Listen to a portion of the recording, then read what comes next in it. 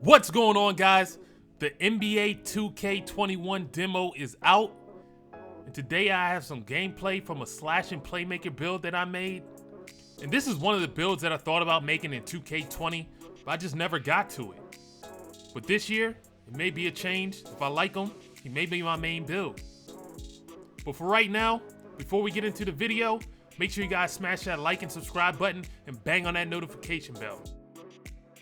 The pie chart that I decided to go with this time was a finishing and playmaking breakdown. This is mainly because I want to be able to take people's ankles and finish at the rim. Of course, what goes with that, you gotta have speed. So a minimum of 85 speed was a must for me. After I made sure my speed was straight, I went ahead and threw all my attribute points into the different categories for my player. While I was doing that, I just made sure that each section had enough badges for what I wanted to do. So one of the tips that I would say is go ahead and look at what badges first that you want on your player, then come back and make sure that you can get each of those badges when you're filling out your attributes. For me, defense is always paramount, and I always gotta have a minimum of 9 badges. Now, I could definitely work with 6 because the 2 badges that I really focus on is Intimidator and Clamps. And the last badge, I kind of just moved that around. But as long as Clamps and Intimidator are gold, I'm happy. After making sure my badges were straight, I went with the defined body shape and a height of 6'5". Now I went back and forth with this, but I just wanted to make sure for this my player that I maintained his speed. I wanted to make sure his speed with the ball and his ability to get around players stayed as his main focus.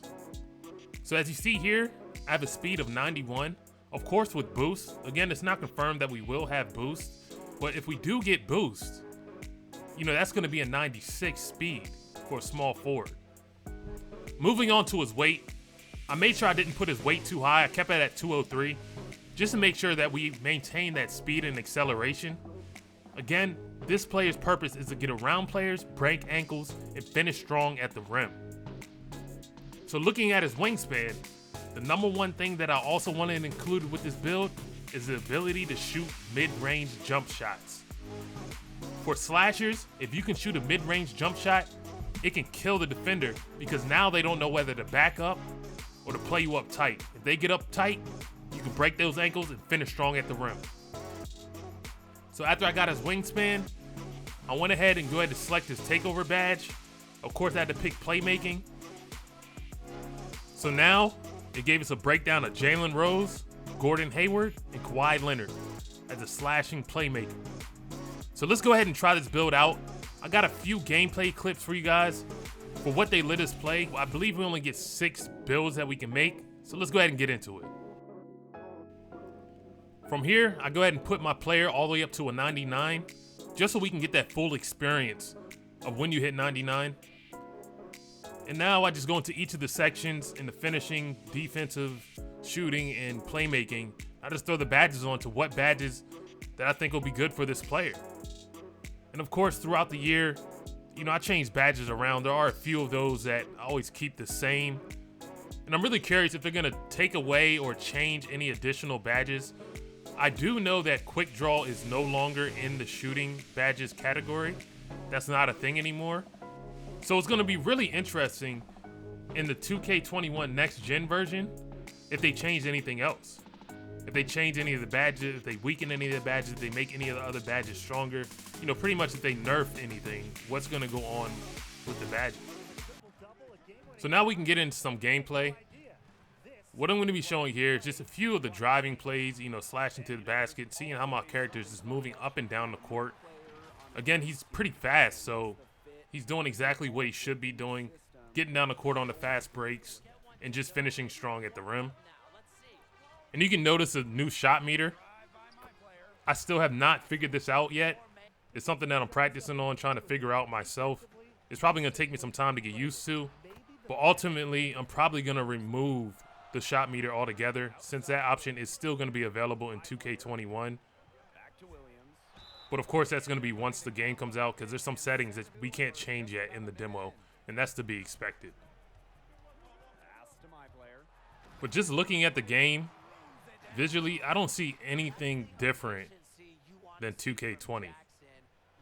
Now, again, I'm just hoping that they did not put a lot of work into the current version of 2K21 and that all their work and effort is going into the next gen version. You know, because again, they said we're going to have a totally different experience. So, you know, I wasn't expecting a lot from this demo, but this really does feel like the same exact game as 2K20.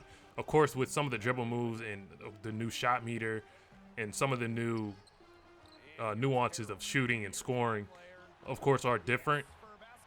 But altogether, I mean, that for me is pretty much the only thing that feels different in this game. Now back to the build. He's pretty quick getting to the paint and finishing at the rim, which is to be expected. Again, you know, that's exactly what I wanted him to do. To be able to move around the court, play good defense, and then just finish inside the paint. You know, get the ball, maybe cross some people up, and then drive to the paint. Especially on these fast breaks like this. You know, being able to drive to the middle, be a threat going to the paint, and then just pass it out. Always got to have good passing, and then just finish strong at the rim. That's exactly what I wanted him to do. There's some tweaks that I can already see that I'm going to have to make with this character. But for right now, you know, he's pretty efficient to get to the rim, making those cuts to the basket, and laying it up at the rim. I do want to see some more dunks, so I might have to tweak that a little bit. But for right now, he looks like he's pretty strong, at least as in his quickness and agility getting around the court. So that's a good thing. Now here's Morris. He's guarded closely. He almost plays kind of like a point guard, which is kind of what I wanted. And then right here, okay, that's exactly what I was looking for, dunking on people, getting bodies. That's what I wanted this character to do. And he shows it right there in that clip. But like I said, I might have to tweak that a little bit more. Maybe add a little bit more strength or make him a little bit taller. Because I do want him to catch more bodies. He's doing a lot of layups here. So that might be something that I tweak. But as of right now, you know, finishing it at the rim, moving around, looks pretty good. Felt pretty good. And he definitely got a little bit of handles, and he can pass the rock. It's a pretty solid build. The last thing that I definitely needed to check when I was playing this game is if he can shoot. Because that's one of the biggest things. If he can't shoot, then I have to go back to the drawing board. So throughout the game, I've been doing a lot of contested layups. You know, testing out his passing, seeing if I can stay in front of the defender, looking at his lateral movement. Everything seems good. But again, the most important thing is if he can draw that defender out of the paint. Because once you do that, he's more of a threat. So I didn't test that as much as I wanted to in this game. And that's something that I'm definitely going to look at once the full version of the game comes out. But overall, this is a solid build, and I definitely had fun playing with them. But that's all I got for you guys. Keep on playing the demo. Keep on checking out these videos. Make sure you guys hit that like and subscribe button and bang on that notification bell. And I'll catch you guys in the next one.